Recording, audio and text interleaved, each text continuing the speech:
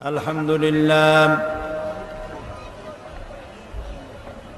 الشيطان الرجيم بسم الله الرحمن الرحيم إن الله وملائكته يصلون على النبي يا أيها الذين آمنوا صلوا عليه وسلموا تسليما اللهم صل على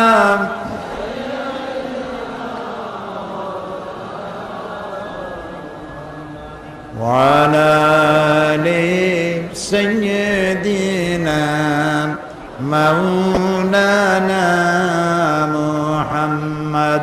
প্রাণ খুলে মহব্বতের সাথে সবাই পড়েন আল্লাহুম্মা সাল্লি আলা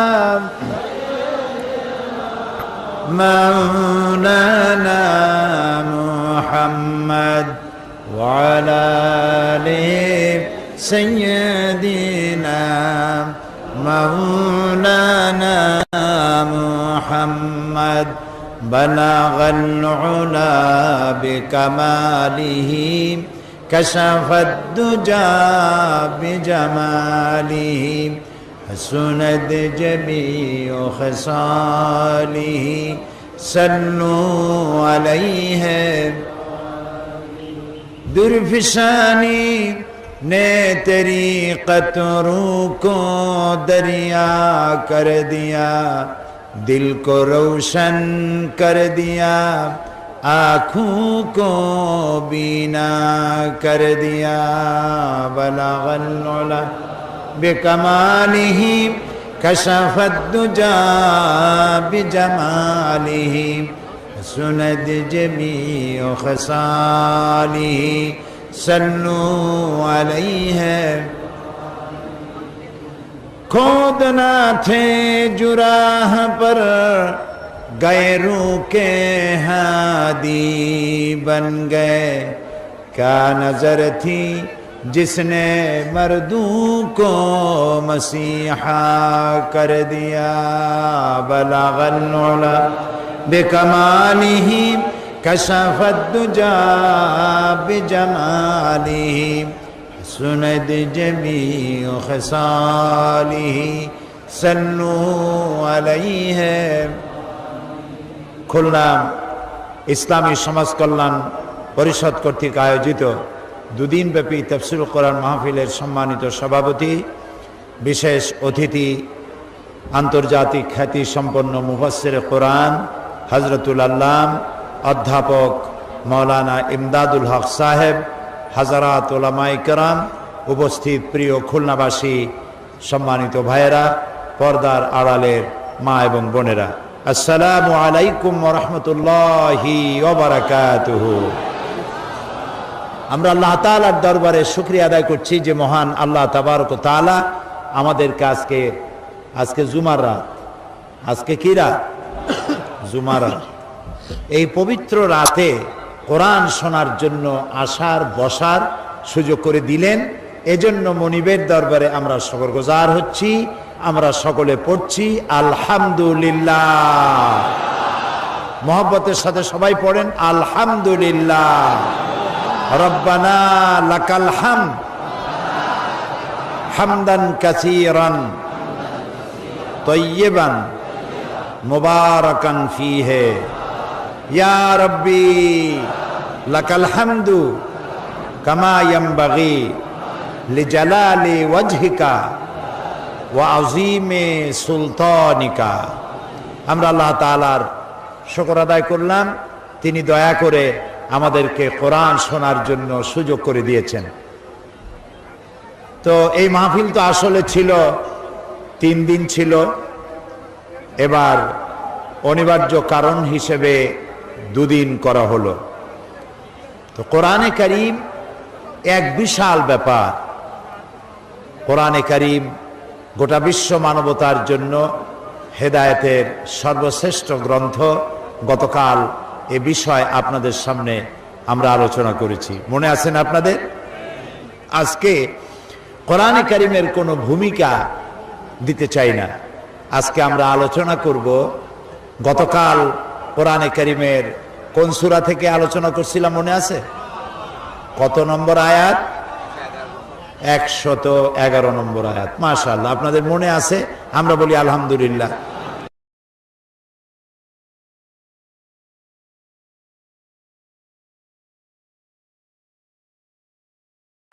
আল্লাহর এক নিয়ামত, যারা অনবরত গুনাহ করে, গুনার মধ্যে ডুবে থাকে, নিয়ামত আর পাপ দুটো একসাথে থাকতে পারে না। তাদের স্মৃতিশক্তি তাড়াতাড়ি লোপ পায়। যারা গুনার কাসরত, বেশি করে গুনাহ করে, গুনার মধ্যে ডুবে থাকে, তাদের স্মৃতিশক্তি ভোতা হয়ে যায়। আল্লাহ তাআলা আমাদের গুনাহ থেকে বাঁচার তৌফিক দান করুন, সবাই বলি আমিন। প্রিয় ভাই সব, গতকাল আলোচনা করেছিলাম 111 নম্বর আয়াত, আজকে 112 নম্বর। আমি গতকাল আপনাদেরকে বলেছিলাম যে আল্লাহ তাআলা মুমিনের জান এবং মালকে খরিদ করে নিয়েছেন। বিনিময় কি দিয়েছেন? সবাই বলেন আলহামদুলিল্লাহ বলেন। আমাদের মূল লক্ষ্য হচ্ছে আমাদের কর্মক্ষেত্র এইটা, আর বাড়ি হলো সেইটা। কোনটা? জান্নাত। আমাদের একটা বাড়ি আসলেই ছিল। সেই বাড়িতে আমাদের বাবা ছিলেন, মা ছিলেন, হযরতে আদম আলাইহিস সালাম এবং হযরত হাওয়া আলাইহাস সালাম। তারা কোথায় ছিলেন? জান্নাতে ছিলেন। জান্নাত থেকে তাদেরকে পৃথিবীতে নির্বাসিত করা হয়েছিল একটা বিশেষ প্ল্যান এবং পরিকল্পনাকে সামনে রেখে। সেইভাবে তারা দুনিয়া এসেছিলেন। আর আল্লাহ তাআলা চাচ্ছেন যে আমরা যেন সেই বাড়িতে ফিরে যাই।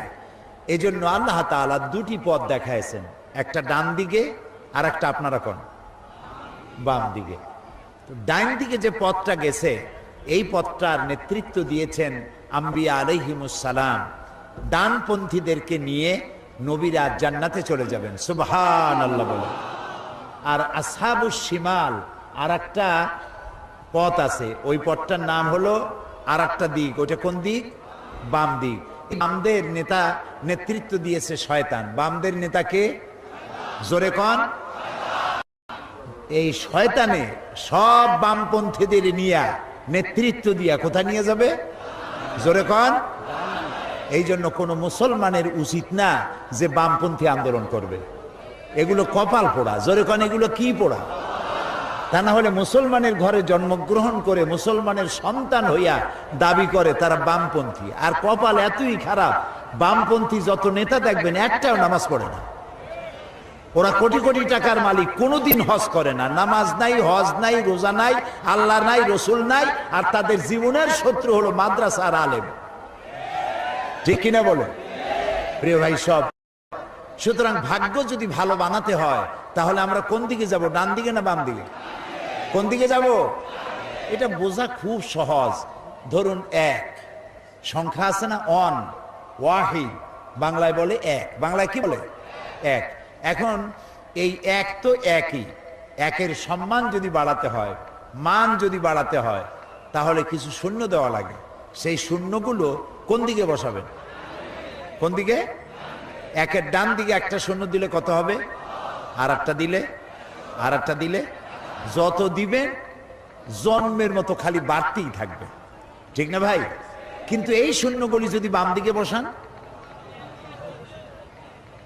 একটা, দুইটা, চারটা, পাঁচটা, ফ্রম খুলনা টু যশোর সমান সমান কত?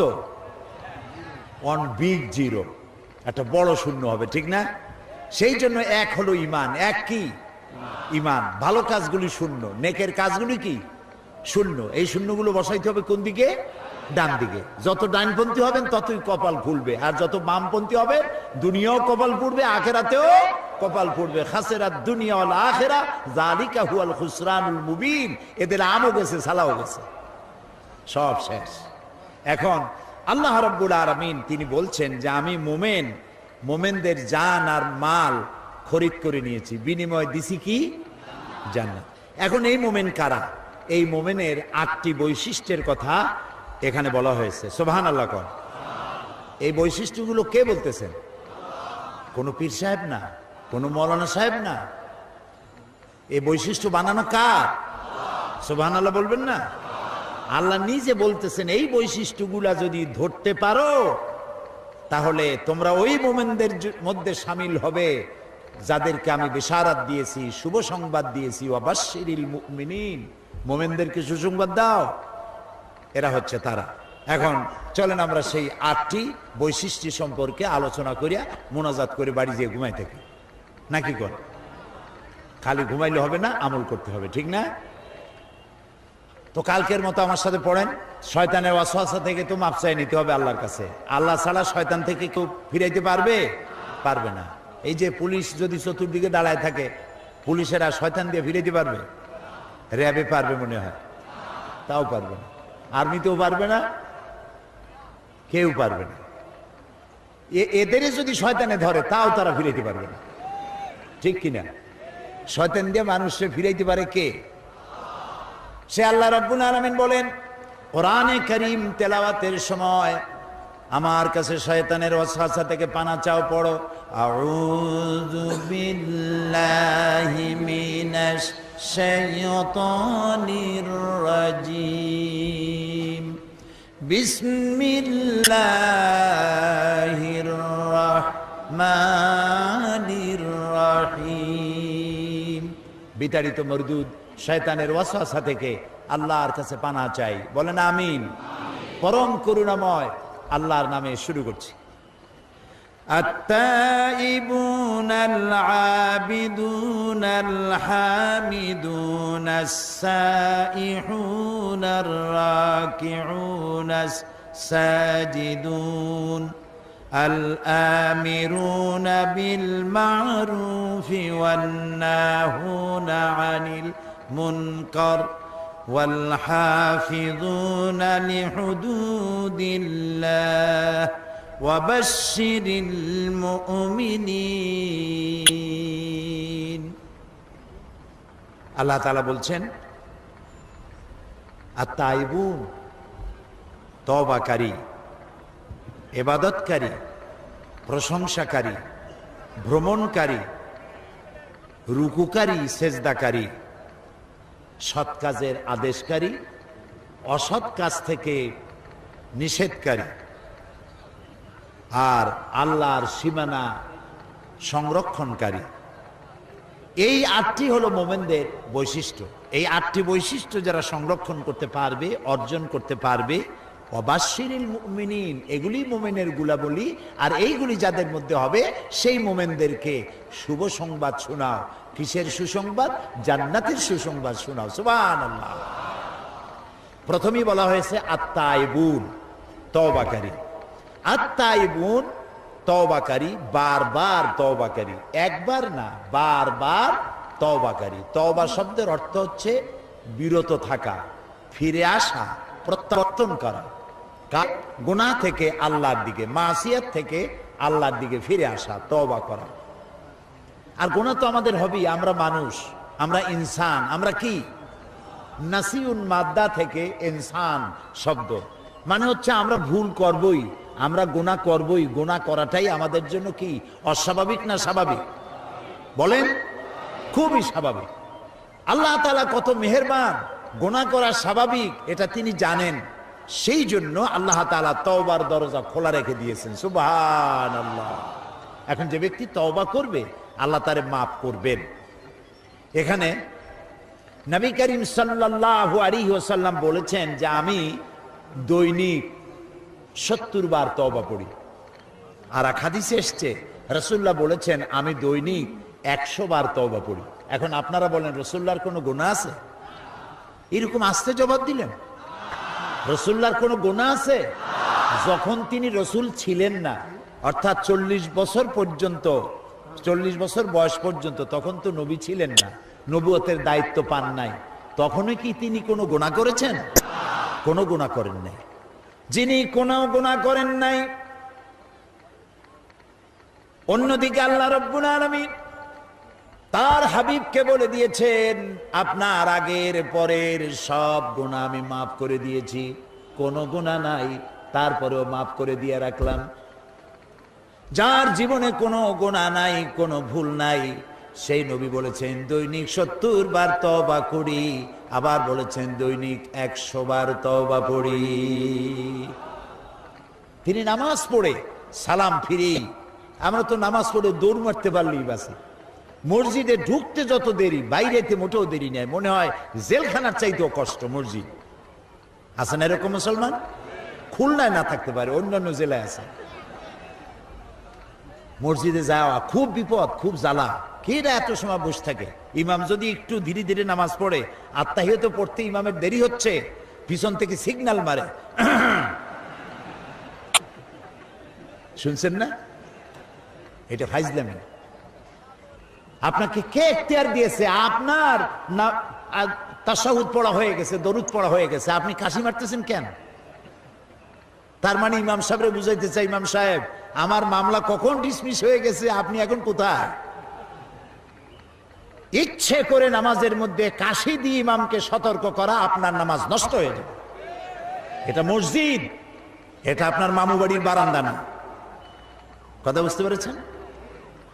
নবী করিম সাল্লাল্লাহু আলাইহি ওয়াসাল্লাম নামাজ পড়ে পিছনের দিকে ফিরতেন, সালাম ফিরে পিছনের দিকে ফিরতেন, ফিরে তিনি পড়তেন আস্তাগফিরুল্লাহ। প্রথমে বলতে একবার, প্রথমে কি বলতেন বলেন, মুখস্থ হয়ে যাক।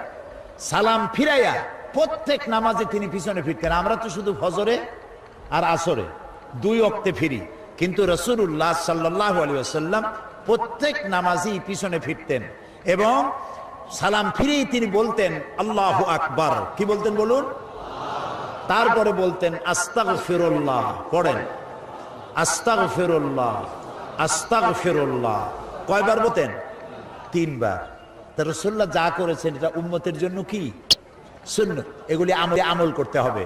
আপনাদের কি মনে থাকবে? কবে থেকে আমল করবেন? আজকে কোন নামাজ?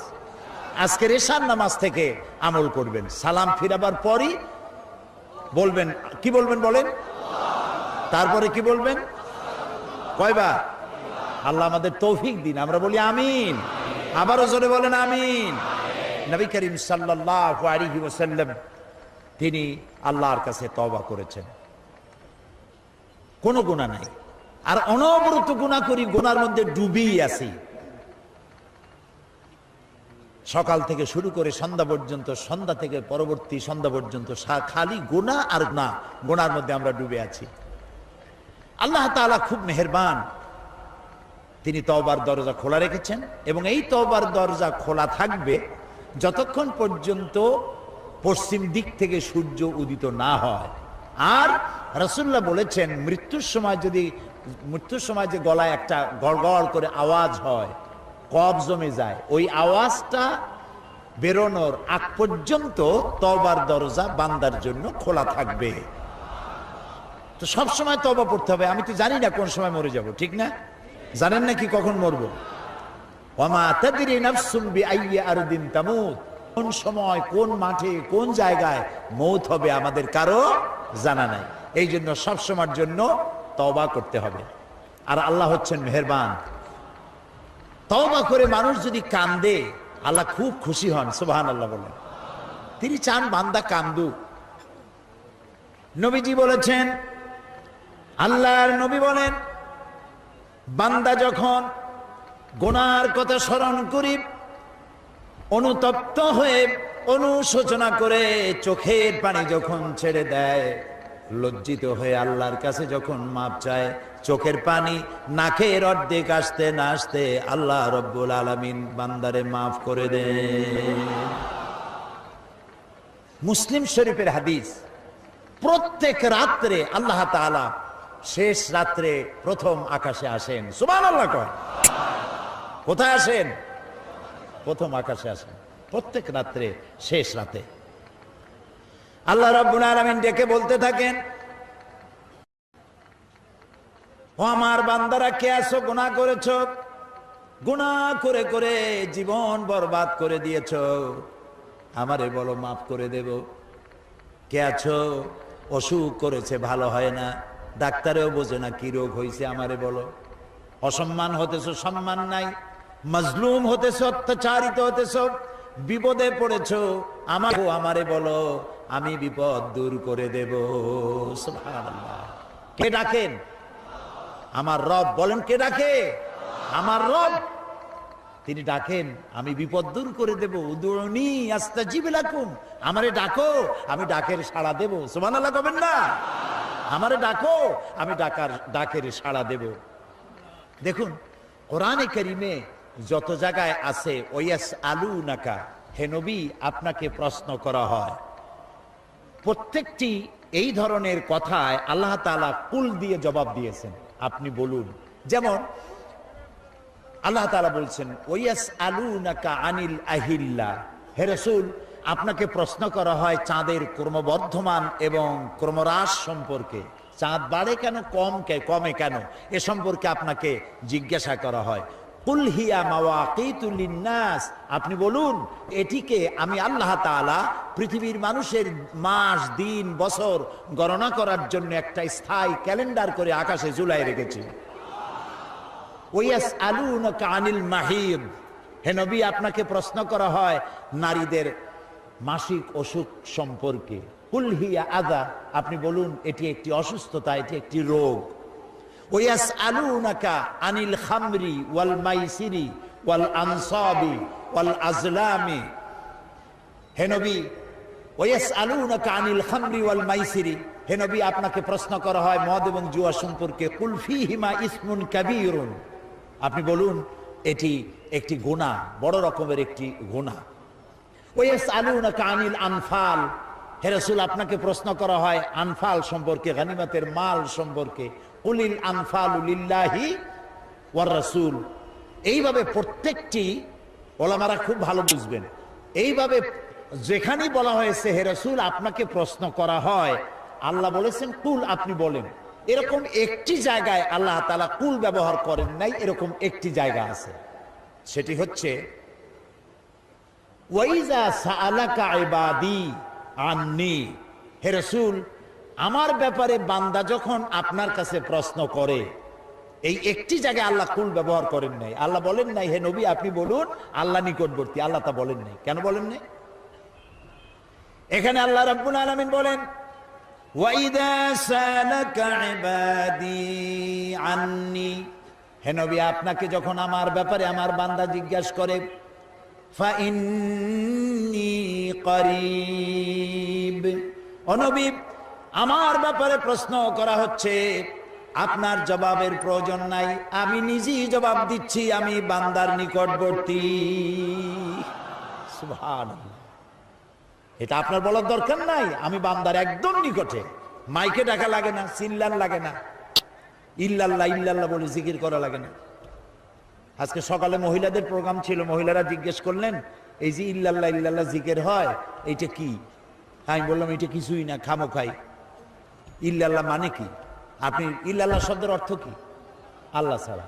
এখন আপনার, আমি বলছি যে কমন সেন্সের কমন বাদ দিয়া শুধু সেন্সও যদি থাকে কারো, তাহলে তিনি চিন্তা করুন আপনি জিকির করতেছেন কি? আল্লাহ ছাড়া, আল্লাহ ছাড়া, আল্লাহ ছাড়া, আল্লাহ ছাড়া।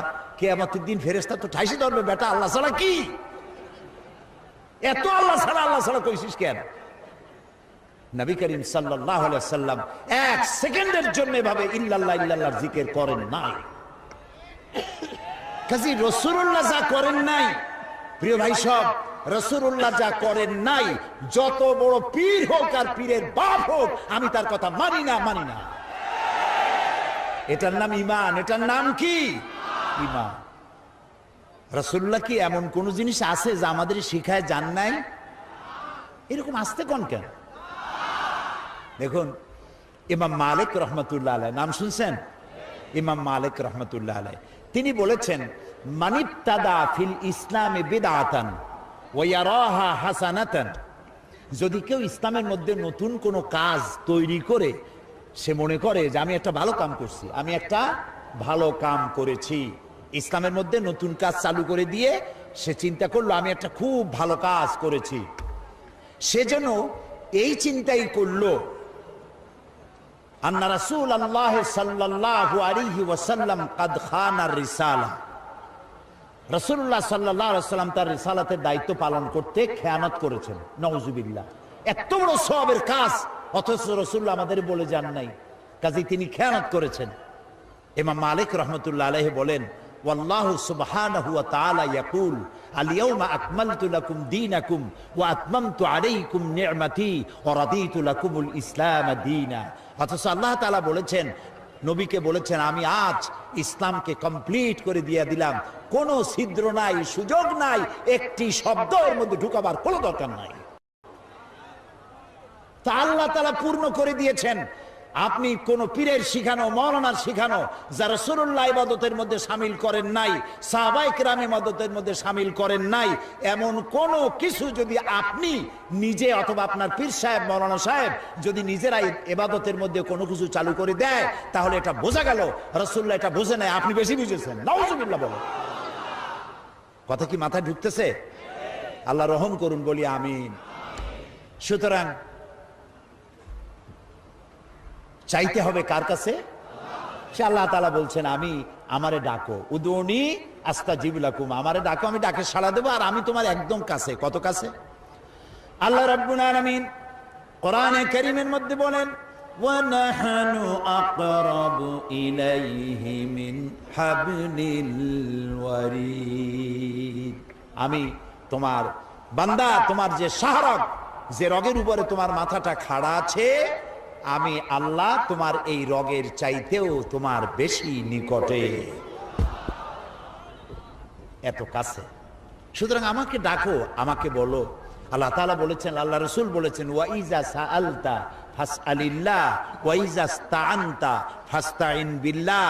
যা বলার আল্লাহরে বলো, যা চাও কার কাছে চাইবা? বলেন সবে আল্লাহর কাছে। সুতরাং এই যে মাজারে যাইয়া চাওয়া, পীরের মরা, জীবিত পীর, মৃত্যু পীর, এই কবরের কাছে যাইয়া কিছু চাওয়া, এগুলি জায়েজ নাই। চাইতে হবে কার কাছে? সবাই বলেন কেবলমাত্র আল্লাহ তাআলার কাছে।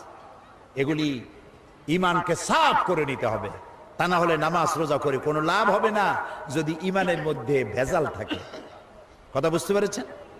ঈমানের মধ্যে ভেজাল না থাকে, সেজন্য চিন্তা করতে হবে। আর তাইবুন, এক নম্বর বৈশিষ্ট্য মুমিনের, সে তওবা করবে। আল্লাহর কাছে বান্দা যখন কিছু চায়, আল্লাহ তাআলা তখন শরম হয় বান্দাকে খালি হাতে কেমনে ফেরত দিবেন। এই পৃথিবীতে এমন কেউ নাই যার কাছে বারবার চাইলে সে বিরক্ত হবে না। যতবার চাইবেন বিরক্ত হতেই থাকবে, সে বাপ হোক, মা হোক, যেই হোক না কেন। কিন্তু আল্লাহ রাব্বুল আলামিনের আদত মুবারক ভিন্ন।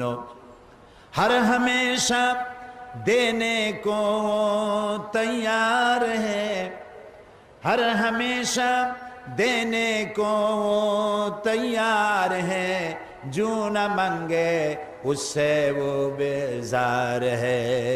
সব সময়ের জন্য দিতে প্রস্তুত আমার আল্লাহ রব্বুল আলামিন। যে চায় না আল্লাহ তার প্রতি বিরক্ত হয়ে যান। যে যত চাইবে আল্লাহ তত বেশি দিবেন।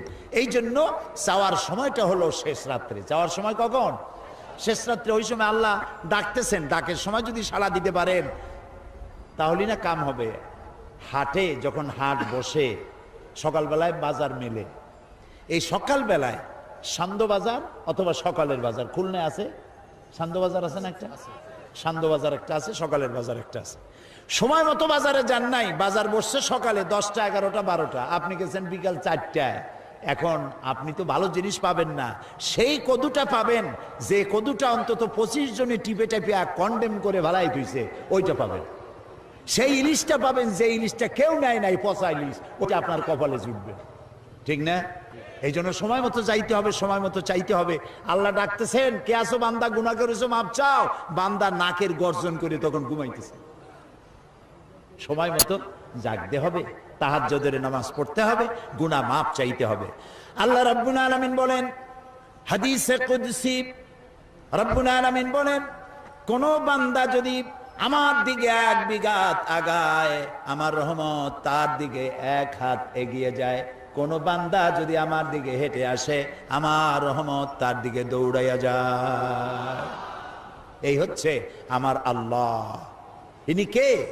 আমার আল্লাহ। বলেন আল্লাহ, আল্লাহ, আল্লাহ। কি মজার নাম, সুবহানাল্লাহ। গভীর রাত্রে তাহাজ্জুদের নামাজ পড়ায় কি মজা। তবে নামাজিরা বুঝবে কি? ফরজ নামাজই তো পড়ে না।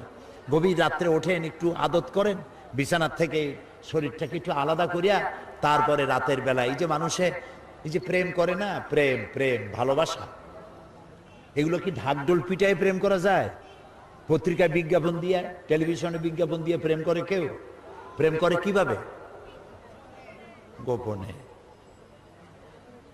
তো সব থেকে মানুষের জন্য, মোমেনের জন্য সব থেকে ভালোবাসা কার জন্য? বলেন সবাই, আল্লাহর সাথে প্রেম করো। এই প্রেম করার জন্য দিনের কোলাহল পূর্ণ এই পরিবেশে প্রেম করা যাবে না, আল্লাহ ভালো বোঝেন। সেই জন্য দিনের কোলাহল পূর্ণ পরিবেশকে আস্তে করে বেলা যত শেষ হতে থাকে, কোলাহল মুক্ত হতে থাকে পৃথিবী, আস্তে করে সূর্য অস্তমিত হয়ে যায়। রাতের একটি কালো চাদর এই পৃথিবীর উপরে আল্লাহ তাআলা ছড়িয়ে দিলেন। কালো চাদর দিয়া পৃথিবীকে ঢেকে দিলেন। মুমিন বান্দারা কিছুটা ঘুমায় গেল, আর শেষ রাত্রে উঠল, উজু করে নিয়া দাঁড়ায় গেল, তাহাজ্জুদের নামাজ আদায় করে। এবার গুনার কথা চিন্তা করো। জীবনে যত গুনাহ করা হয়েছে, ভুল করা হয়েছে, আল্লাহরে ডাকতে থাকো করুণ ভাবে, যাতে অন্যের ঘুম নষ্ট না হয়। করুণ ভাবে ডাকো, আল্লাহু ইয়া আল্লাহু ইয়া রহমানু ইয়া রহিমু ইয়া হাইয়ু ইয়া কাইয়ুম। পড়েন সবাই, ইয়া আল্লাহু ইয়া রহমানু ইয়া রহিমু ইয়া হাইয়ু ইয়া কাইয়ুম। এভাবে কানতে কানতে, ডাকতে ডাকতে চোখ দিয়ে পানি নামবে। আর আল্লাহর নাম মনের মনি কোঠা দিয়ে একবার যদি কোনো বান্দা ডাকে আল্লাহ, একবার যদি ডাক দেয়, আল্লাহ ৭০ বার সাড়া দিয়ে জিজ্ঞেস করেন, বান্দা কি চাও? সুবহানাল্লাহ। যালিকুমুল্লাহু রাব্বুকুম। এই হচ্ছে আমাদের আল্লাহ, ইনি হচ্ছেন আমার রব। তিনি সব শুনতে পান। সমুদ্রের অতল তলদেশে একটি ছোট্ট পোকা, যা মাইক্রোস্কোপ যন্ত্র ছাড়া দেখা যায় না, এরকম একটি পোকাও যদি সমুদ্রের তলদেশ থেকে পেটের ব্যথায়, ক্ষুধার জ্বালায় চিৎকার মারে, কেউ শোনে না। আল্লাহ বলেন আমি শুনি। আল্লাহর কাছে বেশি বেশি কাঁদতে হবে, মোনাজাত করতে হবে, দোয়া করতে হবে, তওবা করতে হবে, বেশি বেশি তওবা করতে হবে, আর গুনাহ থেকে বাঁচতে হবে। তওবার অর্থ এটা নয় আপনি গুনাহ করতে থাকবেন আর আল্লাহ মাফ করতে থাকবেন, বিষয়টা কিন্তু এরকম না। তওবা করবেন যেই গুনাহ থেকে, ওই গুনাহ জীবনে আর করবেন না। আল্লাহ যেন কবুল করে, বলেন আমিন। গুনাহ থেকে বাঁচার একটা পদ্ধতি আমি আপনাদেরকে বলতে চাই, বলবো? সেটি হলো মুহাসাবা। সেটি হচ্ছে, বলেন তো কি? আত্মসমালোচনা। সেটা কি? আত্মসমালোচনা। রাতের বেলা যখন শুতে যাবেন, রাতের বেলায় যখন শুতে যাবেন, বেড টাইমে শুয়া, আপনি শুয়া শুয়া চোখ বুজে চিন্তা করেন, আজকের দিনের বেলায় সকাল থেকে নিয়ে শোয়া পর্যন্ত কয়টা মিথ্যা কথা বলেছেন, মনে পড়বে না? আরে ভাই কথা কর না কেন? মানুষকে কয়টা ধোকা দিছেন, মনে পড়বে না? ওজনে কতটা কম দিছেন, খাদ্যে কতটা ভেজাল দিয়েছেন, মানুষকে কতজনকে ঠকাইছেন, মনে পড়বে না? লজ্জিত হবেন যে আল্লাহ, এই মিথ্যা কথাগুলি আমি বলিয়া কবিরা গুনাহ করছি। মিথ্যা হচ্ছে সমস্ত গুনার মা। এতগুলা মিথ্যা কথা আজকে আমি সারাদিনে বলছি। আমি ওজনে কম দিছি, খাদ্যে ভেজাল দিছি, মানুষকে ঠকাইছি। আল্লাহ, এই যে অন্যায়গুলি আমি আজকে করছি, আমি লজ্জিত, আমি কান ধরে তওবা করতেছি। আল্লাহ, কালকে এই সব গুনাহ আমি আর করব না। এইভাবে যদি তওবা করতে থাকেন, গুনাহ থেকে আস্তে আস্তে বেঁচে যাওয়ার পথ হয়ে যাবে। সুবহানাল্লাহ। আমরা কি গুনাহ থেকে বাঁচতে চাই? কারা কারা চাই দেখি তো? গুনাহ থেকে বাঁচতে চাই কারা? আলহামদুলিল্লাহ, আলহামদুলিল্লাহ, হাত নামান। গুনাহ থেকে বাঁচতে চাইলে এই পদ্ধতি অবলম্বন করুন, এবং আল্লাহকে ভয় করতে পারলে গুনাহ থেকে বাঁচা যাবে। আল্লাহর ভয় সবসময় রাখতে হবে। একটা মানুষ, একজন অফিসার ঘুষ খাওয়া থেকে বাঁচতে পারবে কি হলে? সে যদি মনে করে যে গোয়েন্দা বিভাগের লোক, অ্যান্টি কারাপশন, তারা তো দেখতেছে না, আইবি, এসবি, পুলিশ কেউ নাই, এখন তো আমি একটা অন্যায় করতে পারি। এই সময় যদি তার মনে আসে যে IB, SB, DB, CID, army intelligence, NSI এরা কেউ দেখতেছে না, কিন্তু এক মহাসত্তা দেখতে পাচ্ছেন। তিনি কে? দেখেন হযরত ওমর রাদিয়াল্লাহু তাআলা আনহু তিনি ঘুরে বেড়াচ্ছেন, রাতের বেলায় তিনি ঘুরতেন, রাজ্যের লোক কে কিভাবে আছে এটা তিনি দেখতেন। ঘুরতে ঘুরতে এক বাড়ির মধ্যে থেকে আলো জ্বলতেছে, শেষ রাত্রে, আর কথোপকথন আওয়াজ আসতেছে। চিন্তা করলেন এই বাড়িতে কোনো অসুখ বিসুখ নাকি। কাছে গিয়ে কান পাতলেন, শোনেন যে বাড়ির বুড়ি গৃহকর্ত্রী, সে তার মেয়েকে বলছে, মা ওঠ, আমি উটের দুধ দহন করে এনেছি, তুই ওর মধ্যে পানি মিশা, ইচ্ছে মতো পানি মিশা, তাহলে বেশি হয়ে যাবে দুধ, সকালে বিক্রি করব, পয়সা পাবো বেশি। মেয়ে বলছে, মা এই কাম আমি পারবো না। কেন পারবি না? কারণ হযরত ওমর রাদিয়াল্লাহু তাআলা আনহু তিনি এক ফরমান বলে, এক সরকারি ফরমান জারি করে তিনি বলে দিয়েছেন দুধে পানি মিশানো যাবে না, কাজে এই কাম আমি করতে পারবো না। আর রাসূলুল্লাহ খাদ্যদ্রব্যে ভেজাল দিতে নিষেধ করেছেন, আমি এটা পারবো না। মা বলতেছেন, পাগলি কোথাকার, হযরত ওমর এখন নাক ডাকে ঘুমাইতেছে বাড়ি, তিনি তো দেখবেন না। মেয়ে বলছে, মা হযরত ওমর ঘুমোতে পারেন, তিনি না দেখতে পারেন, তার গোয়েন্দা বিভাগের লোকেরা না দেখতে পারে, কিন্তু আল্লাহ রাব্বুল আলামিনের চক্ষুকে ফাঁকি দেওয়ার কোনো উপায় নাই, আমার পক্ষে অসম্ভব, আমি এই কাজটি করতে পারবো না। হযরত ওমর রাদিয়াল্লাহু তাআলা বাড়ি চলে গেলেন।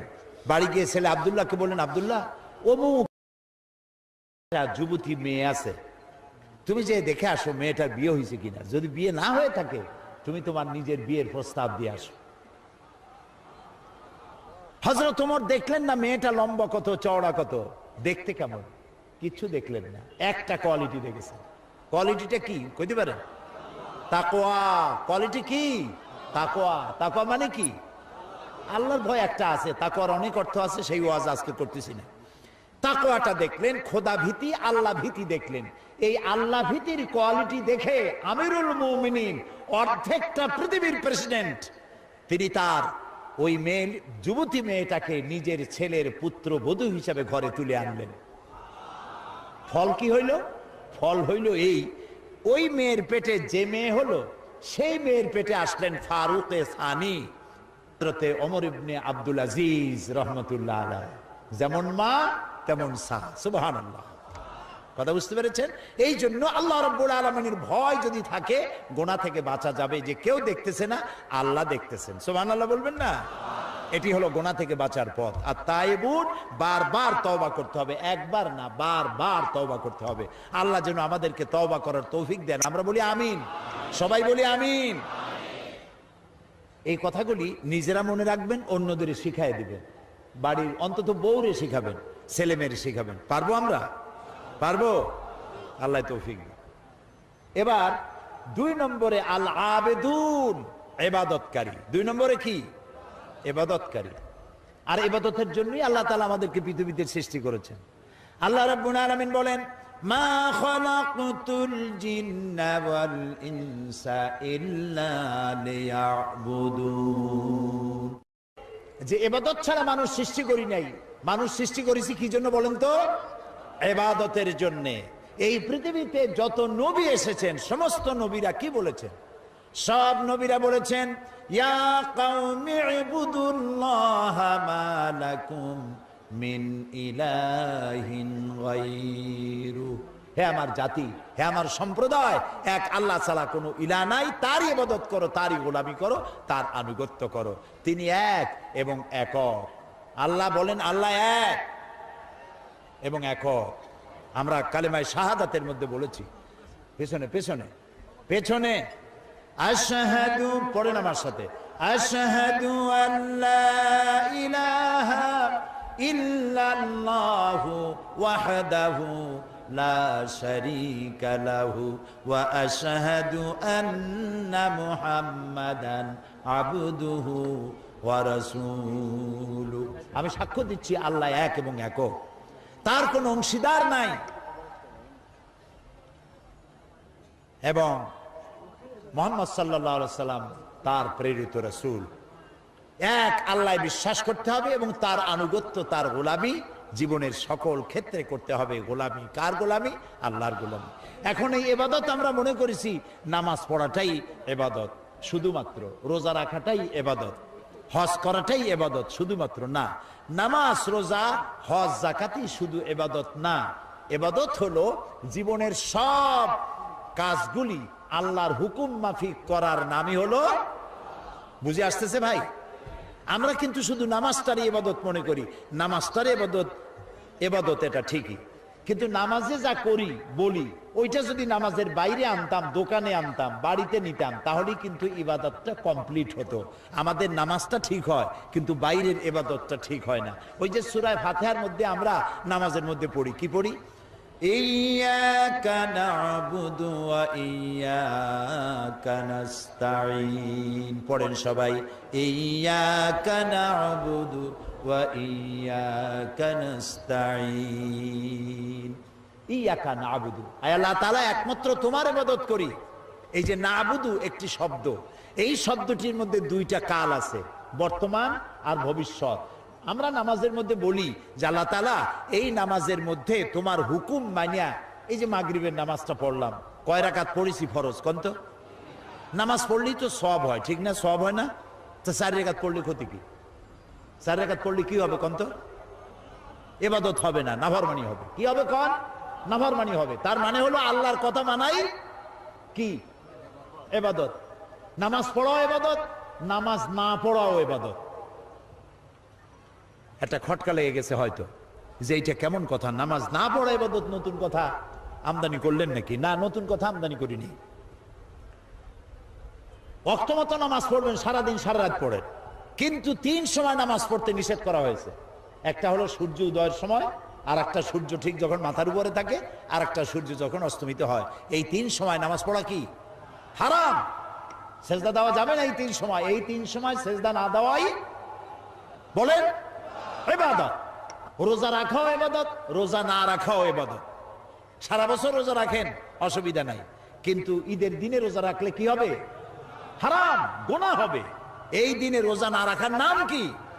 তাহলে তার অর্থই দাঁড়ালো আল্লাহ যা বলেছেন সেটা সেইভাবে মান্য করার নাম ইবাদত, আর সেভাবে মান্য করার অমান্য করার নামই হলো নাফরমানি, গুনাহ করা। এই জন্য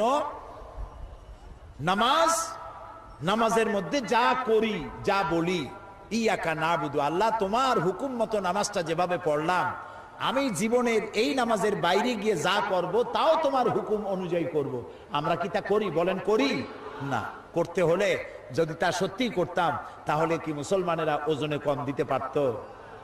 এই মুসলমানেরাই তো ওজনে কম দেয়। হায়রে মুসলমান, কপাল পোড়া, দাড়িও আছে, টুপিও আছে, সেজদা দিয়া কপালে দাগও বালাই দিছে। হয়তো খুলনায় নাই, অন্য অন্য জেলায়, অন্য অন্য বাজারে ঘাটে আছে, ওজনে সাংঘাতিক রকম কম দেয়। 1 বস্তা চাউলে, শুনতেছেন কথা? চাউলের ব্যবসায়ী থাকলে রাগ করবেন না, আমি তো বুঝাবার জন্য বলতেছি। 1 বস্তা চাউলে কত কুড়া মিশাইতে পারবেন? কত পাথর মিশাইতে পারবেন? 1 বস্তা চাউলের মধ্যে কত তুষ মিশাইতে পারবেন? 1 কেজি, 2 কেজি, না হয় 3 কেজি। এতে কত লাভ হবে? এই যে লাভগুলি করলেন 4-5 বস্তা বেশি, সারাদিন যখন মরবেন তখন আপনি জায়গা কতখানি পাবেন বলেন? মাত্র 3.5 হাত। আপনারা কি রেশমের কাপড় জড়াইয়ে কবরে দেবে? বালিশ দেবে, বিছানা দেবে? ওইটুকুন জায়গা নিয়ে যাবেন। হারাম কামাই করলেন। কামাই কি হয়েছে? হারাম কামাই কি হলো? ওজনে কম দিয়েছেন, খাদ্যে ভেজাল দিয়েছেন, আপনার ইনকাম হয়েছে হারাম, ইবাদত হয় নাই। আর যদি ওজনে কম দিবেন না, খাদ্যে ভেজাল দিবেন না, সত্যিকারের মাপ দিয়ে সত্য কথা বলে যদি বিক্রি করতেন, রাসূলুল্লাহ বলেছেন এই ধরনের সত্যবাদী ব্যবসায়ীদের হাসর হবে মা'আন নাবিয়্যিন ওয়াস সিদ্দিকিন ওয়াস শুহাদা ওয়াস সালিহিন। নবীদের সাথে, শহীদদের সাথে ভালো ব্যবসায়ীদের হাসর নসিব হয়ে যাবে। কত বড় সর্বনাশটা করছেন ওজনে কম দিয়া। আরে মানুষের কপাল কত খারাপ। আল্লাহর নবী বলেন, লাউ কানা লি ইবনি আদম ওয়াদিম মিন যাহাবিন লাহাব্বা ইয়াকুনা লাহু সানিন। আদম সন্তানকে একটি মাঠ ভরে যদি স্বর্ণ দেওয়া হয়, সে বলবে আরো একটা মাঠ ভরে যদি সোনা দেওয়া হতো। নবীজি বলেন ওয়ালা ইয়ামলাউ জাওফু ইবনু আদামা ইল্লা তুরাব, আদম সন্তানের পেট কবরের মাটি ছাড়া কোনো জিনিস দিয়া ভরবে না। কবরে যখন যাবে তখন পেট ভরবে, খালি খাই খাই খাই খাই। দোকান 4টা আছে, আরো 6টা দরকার। গাড়ি 1টা আছে, আরো 5টা দরকার। ইন্ডাস্ট্রি 2টা আছে, আরো 7টা দরকার। আরো চাই, আরো চাই, পুরা হয় না। সুতরাং ইবাদতটা হচ্ছে আল্লাহর হুকুম মাফিক জীবনকে পরিচালনার নাম হচ্ছে কি? ইবাদত। এই ইবাদতের নমুনা হচ্ছেন মুহাম্মাদুর রাসূলুল্লাহ, জোরে বলেন সাল্লাল্লাহু আলাইহি ওয়াসাল্লাম। তিনি হচ্ছেন ইবাদতের নমুনা। তিনি আমাদেরকে সব শিখায় গেছেন। তিনি আমাদের রাসূল। তিনি এই পৃথিবীতে, আকাশে, জমিনে আল্লাহর পরেই তার মর্যাদা। সুবহানাল্লাহ বলেন। সেই রাসূলের আদর্শ উপরে ভিত্তি করে আমাদেরকে চলতে হবে। তিনি কিন্তু সব শিখাইছেন। তিনি আমাদের নামাজ পড়া শিখান নাই? বলেন শিখান নাই? হ্যাঁ ভাই, কথা বললেন না। নামাজ পড়া শিখাইছেন, রোজা রাখা শিখাইছেন, চুল কাটা শিখাইছেন। শুধু নামাজ পড়া, রোজা রাখা, চুল কাটা নয়, হাতের নখ কাটা থেকে শুরু করে রাষ্ট্র পরিচালনা পর্যন্ত সব শিখায় গেছেন। কেউ যদি রাসূলের আদর্শকে অনুসরণ করে পূর্ণ মাত্রায়, তাহলে মুরগির ফার্ম থেকে শুরু করে জাতিসংঘ পর্যন্ত কায়দা করে ভালোভাবে পরিচালিত করতে পারবে, কোনো অসুবিধা হবে না। সুবহানাল্লাহ বলেন। প্রিয় ভাই সব, এই জন্য ইবাদত পরিপূর্ণ মাত্রায় করতে হবে আল্লাহর। আর মডেল হচ্ছেন, আদর্শ হচ্ছেন, নমুনা হচ্ছেন মুহাম্মাদুর রাসূলুল্লাহ সাল্লাল্লাহু আলাইহি ওয়াসাল্লাম। সেই রাসূল সম্পর্কে মানুষের ধারণা আগের থেকে অনেক বেশি মহব্বতের নামে খারাপ হয়ে যাচ্ছে। এই কথাগুলি আজকে বলতে হয় আপনাদেরকে। রাসূল হচ্ছেন উসওয়াতুন হাসানা, গ্রহণযোগ্য আমাদের জন্য আদর্শ। সেই রাসূলকে এক শ্রেণীর মুসলমানেরা তারা আল্লাহর পর্যায়ে নিয়ে গেছে। বলেন নাউজুবিল্লাহ। কোন কোন ক্ষেত্রে আল্লাহর চাইতেও বেশি মর্যাদা দিয়ে ফেলেছে। বলেন নাউজুবিল্লাহ। মারাত্মক কথা। তারা বলে যে মুহাম্মদ সাল্লাল্লাহু আলাইহি ওয়াসাল্লাম তিনি হচ্ছেন মুখতারে কুল, অর্থাৎ সর্বময় ক্ষমতার মালিক। নাউজুবিল্লাহ বলেন। সর্বময় ক্ষমতার মালিক কে? চিল্লায় বলেন। একমাত্র আল্লাহ, তিনি সর্বময় ক্ষমতার মালিক। ওই যে বলে কোন কোন রাজনৈতিক নেতা নেত্রীরা বলেন সমস্ত ক্ষমতার মালিক হলো জনগণ, সকল শক্তির উৎস জনগণ, এই ধরনের কথা বলে না? এই কথাটা বলা সম্পূর্ণ নাজাইজ। এই কথা বলা যাবে না, কারণ আল্লাহ তাআলা বলেছেন আন্নাল কুওয়াতা লিল্লাহি জামিয়া, সর্বময় ক্ষমতার একমাত্র মালিককে। জোরে বলে। সেই জন্য রাসূল করিম সাল্লাল্লাহু আলাইহি ওয়াসাল্লামকে সর্বময় ক্ষমতার মালিক বলা কুফরি। এরপরে তারা আরো কথা, এর থেকেও মারাত্মক কথা বলে। তারা বলে মুহাম্মদ সাল্লাল্লাহু আলাইহি ওয়াসাল্লাম তিনি মানুষ না। তারা যারা মানুষ মনে করবে তারা কাফের। নাউজুবিল্লাহ। এগুলো কপাল পোড়া। আমি শুনতে পেয়েছি এই জাতীয় লোকেরা নাকি খুলনায়ও আনাগোনা করছে এই খুলনার ভালো ভালো মানুষগুলিকে ওয়াসওয়াসা দেওয়ার জন্য। প্রিয় ভাই সব, নবী করিম সাল্লাল্লাহু আলাইহি ওয়াসাল্লাম তিনি যে মানুষ, এতে কোনো সন্দেহ আছে? তারে আপনি মানুষ বানাবেন না তো কি বানাবেন? আপনি কি বলবেন মুহাম্মদ সাল্লাল্লাহু আলাইহি ওয়াসাল্লাম ফেরেশতা? যদি ফেরেশতা বলেন তাহলে মর্যাদা কার, মানুষের না ফেরেশতার? মর্যাদা কার? আল্লাহর কাছে কার মর্যাদা বেশি? মানুষের মর্যাদা বেশি। আচ্ছা, তাহলে রাসূলকে আপনি মানুষ বলবেন না, তাহলে কি জিন বলবেন? জিনের মর্যাদা বেশি না মানুষের মর্যাদা বেশি? কার মর্যাদা বেশি? এরা এমন জাহিল, এমন মূর্খ, রাসূলুল্লাহকে মানুষ বলা যাবে না। আল্লাহ বলতেছেন যত নবী পাঠাইছি, রাসূল পাঠাইছি, সব মানুষ। এই আয়াতের তাফসীর কি করবেন? এই আয়াতের ব্যাখ্যা কি করবেন? আল্লাহ রাব্বুল আলামিন বলেন কুল ইন্নামা আনা বাশারুম মিসলুকুম ইউহা ইলাইয়া আন্নামা ইলাহুকুম ইলাহু ওয়াহিদ। হে নবী আপনি বলুন ইন্নামা আনা বাশারুম মিসলুকুম, আমি তোমাদের মতো মানুষ। তরজমা ঠিক আছে? মাদানী সাহেব আসছেন, আলহামদুলিল্লাহ। তরজমা ঠিক আছে? ইন্নামা আনা বাশারুম মিসলুকুম, স্পষ্ট কথা, আমি তোমাদের মতো কি বলেন কি মানুষ। ইউহা ইলাইয়া, আমার কাছে ওহী আসে। তোমাদের কাছে ওহী আসে না, এটা পার্থক্য। এই পার্থক্যের কথা আমি বহুবার বলেছি, ওলামারা বলেছেন, আজ আবার বলতেছি বিশেষ এক কারণে, কারণটা পরে আসতেছি। নবী করিম সাল্লাল্লাহু আলাইহি ওয়াসাল্লাম তিনি, আল্লাহ তাআলা বলছেন, আপনি বলেন আমি মানুষ, তোমাদের মতো মানুষ। আমাদের মতো মানুষ এই কথার অর্থ এই নয় যে আমাদের মতো সাধারণ মানুষ। কথা কি শুনতেছেন আপনারা? খুব খেয়াল করে শুনবেন। তোমাদের মতো আমাদের মতো রাসূলুল্লাহ সাধারণ মানুষ নন, তিনি মানুষ, তবে অসাধারণ মানুষ। তিনি মানব, তবে মহামানব। আর হযরত ঈসা আলাইহিস সালামের বাপ ছিল না, কিন্তু পেটের থেকে আসার ব্যবস্থা একই, 2 নম্বরের কোনো ব্যবস্থা নাই। কিন্তু এইসব জাহিলরা আহলে সুন্নাতুল জামাতের নাম দিয়া, তার মহাসচিব মহাসভাপতি নাম দিয়ে এক এক এলাকায় আসে আর মানুষকে গোমরাহ করার জন্য বলে যে মুহাম্মদ সাল্লাল্লাহু আলাইহি ওয়াসাল্লাম মায়ের পেট থেকে আমাদের মতো এভাবে আসেন নাই, কুদরতি কায়দায় পেট অপারেশন করে বাইর করছে। জাহিলে মতলক। এরপরে তারা বলেন নবী করিম সাল্লাল্লাহু আলাইহি ওয়াসাল্লাম পৃথিবীতে এসেছেন, লোকেরা গেছে তওয়াফ করতে যায়, বাইতুল্লাহ পায় না। মানুষেরা মহাচিন্তায় পড়ে গেল, বাইতুল্লাহ গেল কই? অনেক সময় দাঁড়ায় থাকার পর দেখে যে বাইতুল্লাহ আসছে। আরে বাইতুল্লাহ তুমি কোথায় গেছিলে? আমরা এখানে তোমার জন্য অপেক্ষায়। বাইতুল্লাহ কয়, তোমরা জানো না মুহাম্মদ সাল্লাল্লাহু আলাইহি ওয়াসাল্লাম আসছেন পৃথিবীতে, আমি তাকে তওয়াফ করতে গেছিলাম। বলেন নাউযুবিল্লাহ। এরকম ঘটনা কোন হাদিসে নাই, কেবলমাত্র শয়তান লোকেরা এইসব কথা বলতে পারে। নবী করিম সাল্লাল্লাহু আলাইহি ওয়াসাল্লামকে কোথায় তারা নিয়ে গেছে? কি মারাত্মক কথা! ঢাকায় এক ভণ্ড বানায়েছে আশিক রসুল সম্মেলন, আর খুলনায় এক ভণ্ডরা এসেছে আশিকিনে মুস্তাফা নাম দিয়ে ভণ্ডামি করতে এসেছে খুলনা। এদেরকে আপনারা চিনে রাখুন, ইমানের জন্য খতরনাক।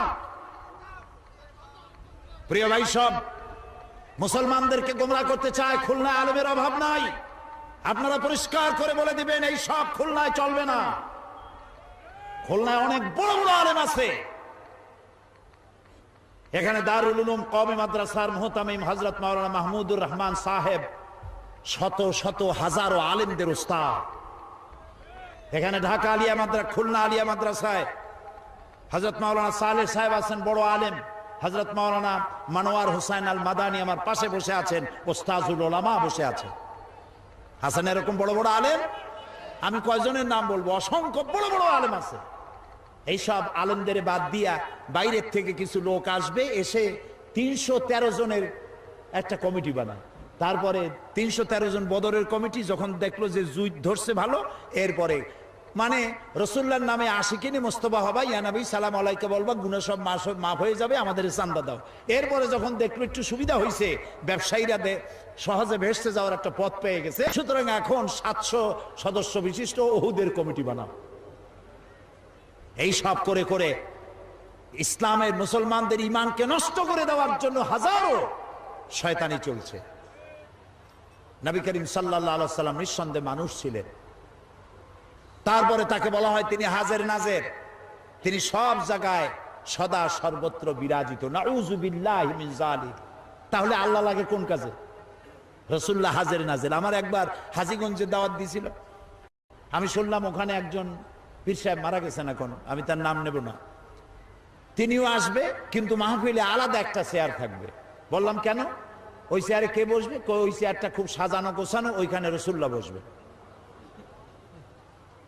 কেমনে আসবেন তিনি? কইছে রসুল তো হাজের নাজের, উম্মতের এত বড় মাহফিলে আসবে রসুল, আর তার জন্য একটা চেয়ার রাখবো না? এত বড় বেয়াদবি কি করা উচিত? আমি বললাম ওই চেয়ার আগে দূর করো, তা না হলে আমি মাহফিলে যাব না। চেয়ার দূর করলো, এরপরে আমি মাহফিলে গিয়ে বললাম যে আচ্ছা, তর্কের খাতিরে মানলাম, 1 সেকেন্ডের জন্য মানলাম রসুল্লাহ উম্মতের মাহফিলে আসছেন, তার উম্মতের দায়িত্ব একটা চেয়ার দেওয়া। কিন্তু এবার বলেন, মঞ্চের উপর একটি চেয়ার রসুলকে বসার জন্য, সেই চেয়ারের পাশে আর একটা চেয়ার দিয়া বসতে পারে এমন বেয়াদব আকাশের নিচে আছে কি? তাহলে রসুলকে তো সম্মান দিলে না, রসুলকে তাওহীন করেছে। রসুল হাজের নাজের, তার জন্য চেয়ার। এরপরে বলবে উম্মতেরা খাইতে বসছে, রসুলের জন্য একটা প্লেট রাখো, তিনি তো এখানেও আসবে, তারা খাইতে না দিয়ে তাহলে আমরা খাই কেমনে? এগুলি আলেম নামের জাহিল, মূর্খ। রসুলের মহব্বত দেখাও, সাহাবায়ে কেরামদের মধ্যে একজন সাহাবী রাসূলকে যে মহব্বত দিয়েছে, সারা পৃথিবীর সব মুসলমান একত্রিত হয়ে সেই মহব্বত দিতে পারবে? আবু তালিব, আবু তালিব রাসূলের চাচা, ইসলাম কবুল করেন নাই, রাসূলকে কম ভালোবাসছেন? এরকম আস্তে আস্তে কথা কন কেন? আবু তালিব নিজের সন্তান ছোট্ট বাচ্চা হযরত আলীকে দূরে রেখে রাসূলকে বুকের মধ্যে রেখে তাকে ঘুম পড়াতেন। জীবনের শেষ মুহূর্ত পর্যন্ত ভালোবেসেছেন।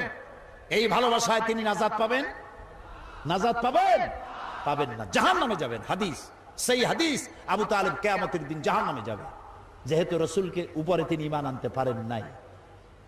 রাসূলকে ভালোবাসার নমুনা জশ্নে জুলুস, চট্টগ্রামে বিভিন্ন জায়গায় জুলুস বের করা হয় বড় বড় ব্যানার টানার দিয়া, হে রাসূল, ইয়া রাসূল আল্লাহ তুম পে লাখো সালাম, বড় বড় মিছিল করলো। ব্যবসা করে চোরা কারবারি, মজুদদারি, মুনাফাখুরি, মদ, জুয়া, শয়তানি, ব্যভিচার সব চলে। রাসূলুল্লাহকে ভালোবাসবেন, জান্নাতে চলে যাবেন। বেশ তো এত এত মামুবাড়ির আবদার, বেশ তো এত সোজা।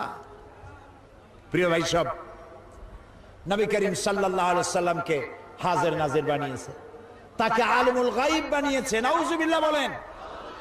রাসূলুল্লাহ আলিমুল গায়ব নন। আল্লাহ তাআলা তাকে বলেছেন, হে নবী আপনি বলুন, লাউ কুনতু আলামুল গায়ব লাস্তাকসারতু মিনাল খায়র ওয়া মা মাসসানিয়া সু।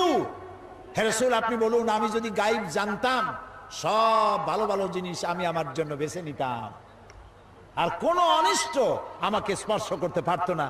একথা তো সাধারণ মুসলমানও বুঝবে। রাসূল যদি গায়েব জানতেন তাহলে তায়েফের মার খাবেন কেন? কোন দুঃখে? বোঝেন কথা? তায়েফে মার খাইছিলেন? খান নাই? তা রাসূল যদি জানতেন যে এইভাবে গায়েব যদি জানেন যে একটু পরেই মার খাওয়া লাগবে, তো রাস্তা পরিবর্তন করলেন না কেন? রাসূল যদি গায়েব জানতেন তাহলে ওহদে দান শহীদ হলো কেন? হযরত হামজাই বা শহীদ হলেন কেন? সবাইকে তো ফিরাই দিতে পারতেন তিনি, ঠিক না ভাই?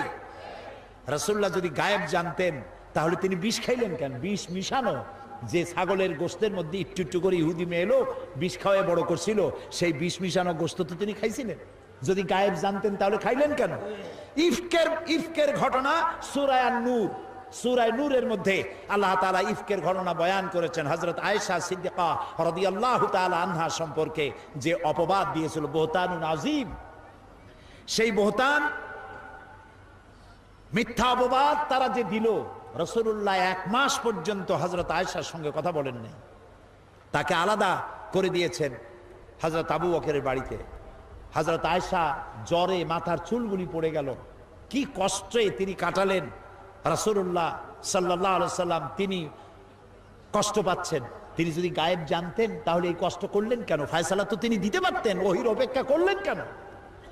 কাজী যে সমস্ত আলেম নামের জাহিল, রাসূলুল্লাহ গায়েব জানে এই কথা যারা বলে তারা জাহিল, অবশ্যই মূর্খ এবং মূর্খ।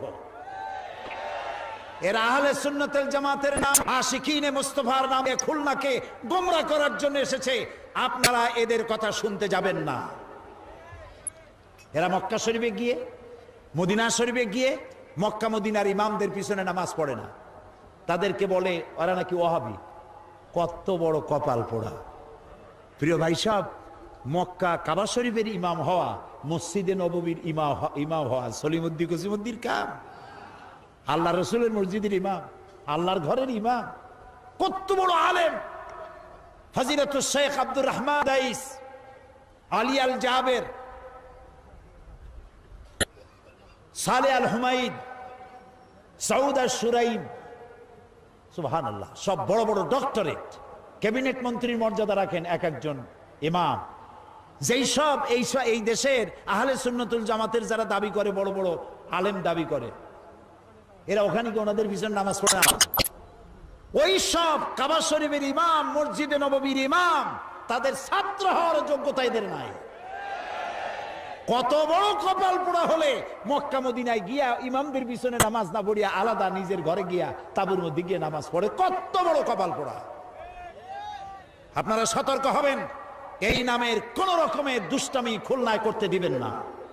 আল্লাহ আপনাদেরকে তৌফিক দিন, বলেন আমিন। এই কথাগুলি আমি বলতে বাধ্য হলাম।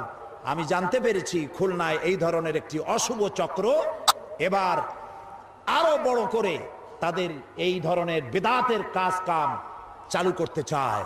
খুলনায় আলেমের অভাব নাই, খুলনার মাটি ভালো, খুলনার মানুষ ভালো, অসংখ্য আলেমদেরকে জন্ম দিয়েছে এই খুলনার মাটি, আলহামদুলিল্লাহ বলে। প্রিয় ভাই সব, 2 নম্বরের কোয়ালিটি আমি বলেছিলাম, আল্লাহ তাআলা বলছেন আল আবিদুন, অর্থাৎ ইবাদতকারী। আল্লাহর ইবাদত করতে হবে সলিড, সেই ইবাদত করতে হবে নবীকে মুহাম্মদ সাল্লাল্লাহু আলাইহি ওয়াসাল্লাম যেভাবে ইবাদত করেছেন ওটার নামই ইবাদত। কয়েকজন সাহাবী মসজিদে নববীতে বসে বলতেছিলেন যে রাসূল ইবাদত কিভাবে করেন সেটা বলে, তারপরে তারা নববীতে বসে বলতেছিলেন যে রাসূল ইবাদত কিভাবে করেন সেটা বলে, তারপরে তারা বলছেন যে রাসূলুল্লাহ তার ইবাদত তার জন্য ঠিক আছে।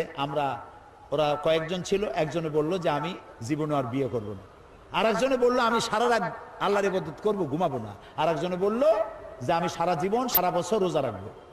রাসূলুল্লাহ ঘরে বসে শুনলেন, শুনে এসে বাইরে এসে বললেন এই কথাগুলি তোমরা বলতেছিলে? তারা বলল হ্যাঁ। রাসূলুল্লাহ বলেছেন লা রাহবানিয়াতা ফিল ইসলাম, ইসলামের মধ্যে বৈরাগ্যতা নাই।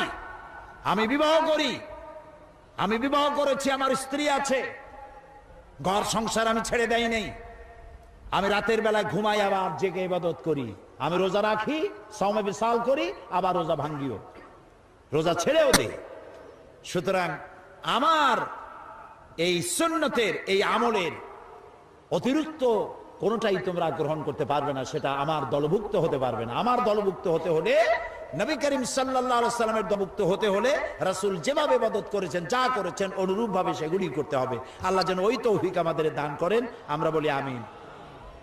3 নম্বর আল হামিদুন, প্রশংসাকারী। প্রশংসা কার বলেন সবাই? আল্লাহ রাব্বুল আলামিন কোরআনে কারীম যেভাবে বিন্যস্ত করা হয়েছে, এর শুরুতেই আল্লাহ রাব্বুল আলামিনের প্রশংসা দিয়ে শুরু হয়েছে। আমরা পড়ি আলহামদুলিল্লাহি রাব্বিল আলামিন। সমস্ত প্রশংসা আল্লাহর জন্য। কার জন্য? আল হামিদুন, আল্লাহর প্রশংসা করতে হবে। প্রশংসা সব আল্লাহর। এই প্রশংসাকারী 3 নম্বরের মুমিনের বৈশিষ্ট্য হলো প্রশংসাকারী। প্রশংসা সব সময় আল্লাহ তাআলার করতে হবে। প্রশংসার মালিক তিনি। আল্লাহ রাব্বুল আলামিন তার মর্যাদার যে স্তরে আছেন, আমরা সমস্ত পৃথিবীর মানুষেরা একত্রিত হয়ে আল্লাহ তাআলাকে সেই মর্যাদার স্তরের আর 1 ডিগ্রি উপরে উঠাইতে পারবো অথবা 1 ডিগ্রি নিচে নামাইতে পারবো প্রশংসা না করে? পারবো না। সেই জন্য প্রশংসা করলে আমারই লাভ। গোটা পৃথিবীর সব মানুষ যদি আল্লাহর প্রশংসা ছেড়ে দেয়, আল্লাহর কোনো অসুবিধা আছে? কারণ আল্লাহ রাব্বুল আলামিন বলেন ইউসাব্বিহু লিল্লাহি মা ফিস সামাওয়াতি ওয়া মা ফিল আরদ, আকাশে এবং জমিনে যা কিছু আছে আল্লাহ রাব্বুল আলামিনের তাসবিহ পাঠ করতেছে সবাই।